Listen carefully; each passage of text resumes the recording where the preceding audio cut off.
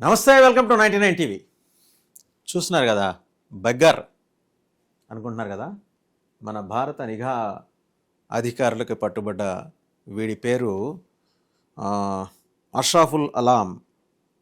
వీడిని ఎక్కడ అరెస్ట్ చేశారంటే Bengdubi army camp of Bagdogra in west Bengal. West బెంగాల్లో ఉన్న బగ్దారాలోని బెంగ్ దుబీ ఆర్మీ క్యాంప్ దగ్గర అరెస్ట్ చేశారు. వీడిని చూడంగానే బెగ్గర్ అనుకుంటున్నాం కదా, బెచ్చగాడు అనుకుంటున్నాం కదా. అడుక్కు తినేవాడు కాదు. మన దేశ రహస్యాలని, ఆంతరంగిక వ్యవహారాలని పక్క దేశానికి, బంగ్లాదేశ్కి చేరవేయటానికి సిగ్గుండాలి అదవులకి. వీళ్ళకి లిబరేట్ అవటానికి సహాయం చేసింది మనం, వీళ్ళ కోసం పోరాడింది మనం, వీళ్ళ కోసం సచ్చింది మనం. మన సైన్యం చాలామంది చనిపోయారు, వీళ్ళ కోసం బందీలైంది మన సైన్యం. ఇవాళ వీళ్ళు వచ్చి మన మీద గూఢచర్యం చేస్తారు. మన వచ్చి వెస్ట్ బెంగాల్లో సూసైడ్ బాంబర్స్ని ఎక్కడ పెట్టాలి ఏంటి వీళ్ళు చెప్తారు. ఈ అష్రాఫుల్ అలాం లాంటి వాళ్ళు చాలామంది ఇంటెలిజెన్స్ ఆఫీసర్సు అటు కల్కటాలో ఉన్నారు, వెస్ట్ బెంగాల్లో 4-5 జిల్లాల్లో, ఇటు హైదరాబాద్లో కూడా ఉన్నారు. హైదరాబాద్లో అయితే ఎలా రూపంలో అంటే బెగ్గర్స్గా, లేబర్స్గా, వంటోళ్ళ మాదిరి, అలాగే చిన్న చిన్న ఈ తోపుడు బళ్ళ మీద వ్యాపారాలు చేసుకునే వాళ్ళ మాదిరి, ప్లంబర్స్ మాదిరి వీళ్ళు దిగిపోయారు ఆల్రెడీ. వాళ్ళకి అందులో ఎక్స్పర్టైజ్ ఉంటుంది. ప్లంబరింగ్, షోల్డరింగ్, వీటిల్లో వాళ్ళకి ఎక్స్పర్టైజ్ ఉంటుంది. అంటే మనకి ఆ మెకానికల్ కొరత చాలా ఉంది. స్కిల్డ్ లేబర్, వాళ్ళు స్కిల్డ్. కానీ వీళ్ళు వృత్తులు నేర్చుకొని ఇక్కడికి వచ్చి చేస్తుంది ఏంటంటే భారతదేశంలో గూఢచర్యం చేస్తున్నారు. అంటే ఎక్కడెక్కడ టెర్రర్ క్యాంప్స్ నడపాలి, ఎవరెవరిని మతాలు మార్చాలి, లవ్ జిహాదీలకి కోసం మనం లవ్ జిహాదీ ప్రోగ్రాం కోసం హిందువుల అమ్మాయిల్ని ఎక్కడెక్కడి నుంచి పికప్ చేయాలి, ట్రాప్ చేయాలి, వాళ్ళని ఎత్తుకెళ్ళి పెళ్ళిళ్ళు చేసుకొని బలవంతంగా పిల్లల్ని కానీ తర్వాత వాళ్ళని పాకిస్తాన్ ఉగ్రవాద శిబిరాలకి ఎలా చేర్చాలి. ఎందుకంటే ఓన్లీ బహాల్పూర్ యూనివర్సిటీ ఉంది కదా, టెర్రర్ యూనివర్సిటీ, అక్కడికి పంపించే బాధ్యత కూడా పాకిస్తాన్లో.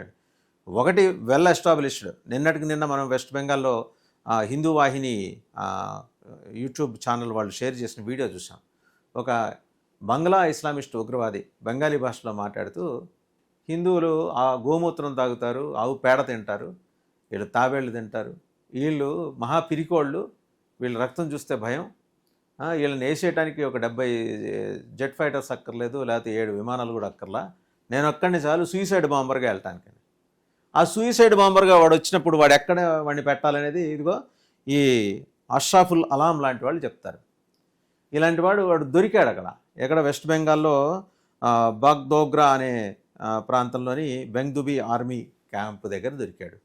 ఇది ఒక క్లాసిక్ ఎగ్జాంపుల్. ఆ వీడియో కూడా మీరు చూడొచ్చు. వాడు నడుచుకుంటూ వస్తుంటే లోకల్ మీడియా చాలా ఆత్రంగా వాడిని సరిగ్గా నడు, కుడిపక్క నడు, స్ట్రైట్గా చూడు అంటూ చెప్తున్న మాటలు కూడా ఆ వీడియోలో వినొచ్చు. ఆ పక్కన అరెస్ట్ చేసి తీసుకెళ్తుంది మన నిఘా విభాగం అధికారి, భారత నిఘా విభాగం అధికారి. ఇప్పుడు మనకి బుద్ధి రావాలి.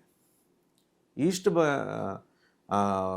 బంగ్లాదేశ్ అంటే ఈస్ట్ పాకిస్తాన్, ఆ దాన్ని ఈస్ట్ పాకిస్తాన్ని లిబరేట్ చేయడం కోసం, అంటే ఇప్పుడు బంగ్లాదేశ్గా అవతరించింది కదా, లిబరేట్ కోసం మనం యుద్ధం చేసాం, మనం నిర్ణయం తీసుకున్నాం.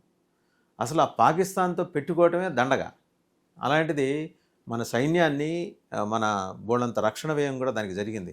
ఇవన్నీ జరిగిన తర్వాత వీళ్ళు మన మీద వ్యతిరేకంగా వాళ్ళు ఇవాళ ఉగ్రవాదులతో చేతులు కలుపుతున్నారంటే వీళ్ళని ఏమనాలి?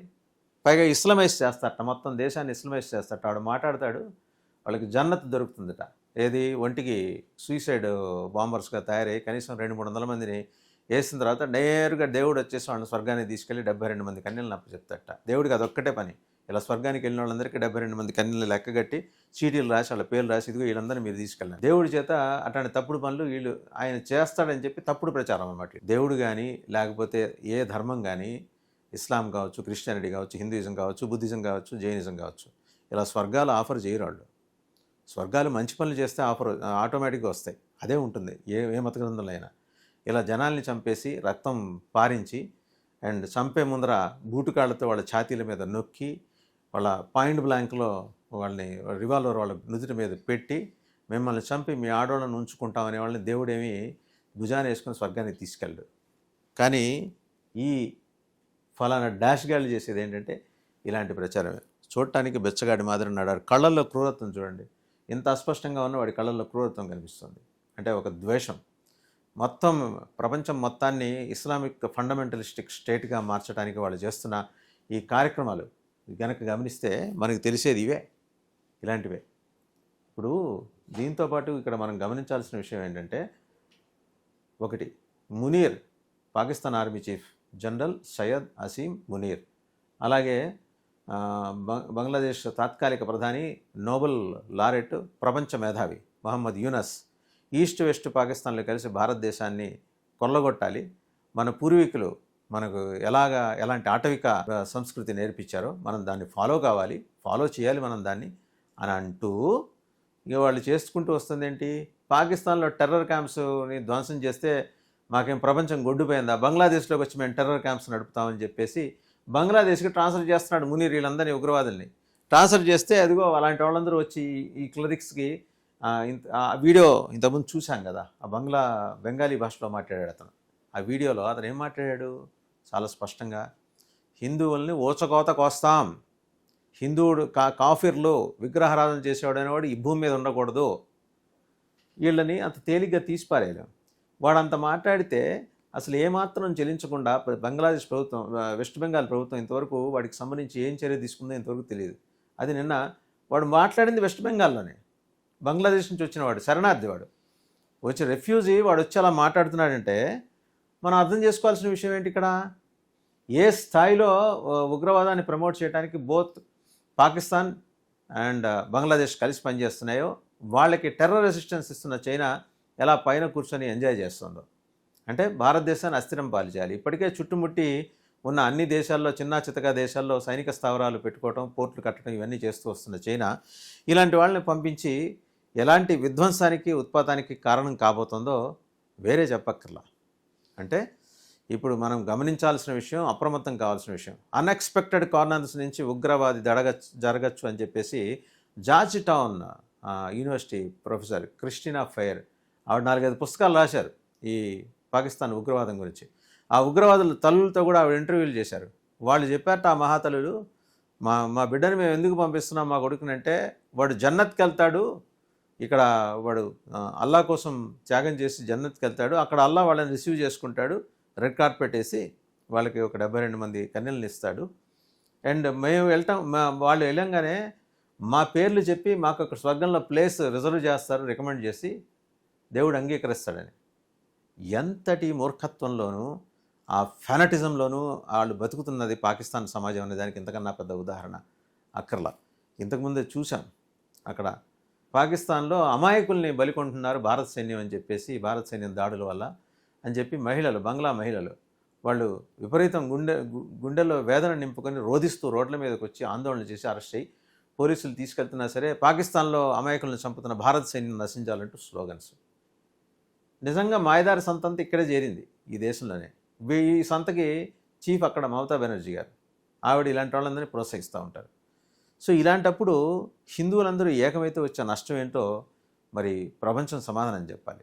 రెండోది, ఇలాంటి ఉగ్రవాదులు ఏ నగరాల్లో ఉన్నారు? కల్కటా, బెంగళూరు, ముంబై, హైదరాబాద్, చెన్నై, కోయంబత్తూర్. ఇప్పటివరకు తెలియదు. వీళ్ళంతా బంగ్లా ఉగ్రవాదులు. వీళ్ళ సెకండ్ జనరేషన్ అన్నమాట. ఫస్ట్ జనరేషన్లో హఫీజ్ సయీద్, మసూద్ అజార్, సయీద్ లిక్వీ, ఇంకా హిజ్బుల్ ముజాహిదీన్ కమాండర్స్గా చేసిన వాళ్ళు జావేద్ అహ్మద్ భట్, ఇలాంటి వాళ్ళందరూ. వీళ్ళు సెకండ్ జనరేషన్. అక్కడ అయిపోయినాయి టెర్రర్ క్యాంప్స్. అక్కడ ధ్వంసం చేయడం మొదలెడితే ఇక్కడ మొలకెత్తుంది. అమీబాని ఒక చోట నెక్కితే రెండో చోట పెరిగినట్టు అక్కడ ఉగ్రవాద శిబిరాలను ధ్వంసం చేస్తే బంగ్లాదేశ్కి వచ్చి వీళ్ళు కుంపట్లు లిగిస్తున్నారు. అప్రమత్తం కావాలి భారతీయులు ఇలాంటి వాళ్ళ పట్ల. అండ్ డోంట్ బిలీవ్, ఇంటి ముందుకు వచ్చే వెండర్స్ని నమ్మమాకండి. ఇట్స్ నాట్ దట్ అందరూ 100 మంది అలా ఉంటారని కాదు. అందులో 90% మంది స్లీపర్ సెల్స్ ఉన్నారు హైదరాబాద్లో. అప్రమత్తం కావాల్సిన అవసరం ఉంది. చిన్న చిన్న తోపుడు బళ్ళు పెట్టుకుంటూ, పంచర్ షాపులు పెట్టుకుంటూ జీవిస్తున్న వాళ్ళ వెనక ఇంత లోపల వాళ్ళ కడుపులో ఇంత విషయం దాగుందా అంటే ఉంది, ఎస్టాబ్లిష్ అవుతోంది. భారత ప్రభుత్వం ఛేదించే ప్రయత్నం చేస్తోంది. రాష్ట్ర ప్రభుత్వాలు సహకరించాలి. అట్లీస్ట్ మమతా బెనర్జీ సహకరించకపోయినా అక్కడ అధికారులు సహకరిస్తున్నారు. మరి ఆంధ్రప్రదేశ్, తెలంగాణలో కర్నూలు, గుంటూరు, కడప, అలాగే మరికొన్ని ప్రాంతాలు తెలంగాణకు వచ్చి హైదరాబాదు, ఇవన్నీ కనుక చూస్తే మనకు కనిపించేది ఏంటంటే ఇలాంటి ఉగ్రవాదులు ఉంటారు. బీ కేర్ఫుల్, అలర్ట్గా ఉండండి. పోలీస్కి ఇన్ఫామ్ చేయకండి. లోకల్ పోలీస్కి ఇన్ఫామ్ చేసి ప్రయోజనం లేదు. ఎందుకంటే వాళ్ళు చేయగలిగిన సత్తా, శక్తి అన్నీ ఉన్నప్పటికీ వాళ్ళని చెయ్యనివని పొలిటికల్ ప్రెషర్స్ వాళ్ళ మీద ఉన్నాయి. లోకల్ పోలీస్ పట్ల మనకున్న అపార గౌరవాన్ని ప్రకటిస్తూనే మీరు ఇన్ఫామ్ చేయాల్సిందే నేషనల్ ఇన్వెస్టిగేషన్ ఏజెన్సీకి, ఇంటెలిజెన్స్ బ్యూరోలకి. ఆ ప్రయత్నం చేసి ఇలాంటి ఉగ్రవాదుల్ని ఉగ్రవాదులు పట్టుబట్టడానికి దేశ రక్షణకి ఉపయోగపడాలా మీ వంతు సాయం చేయండి.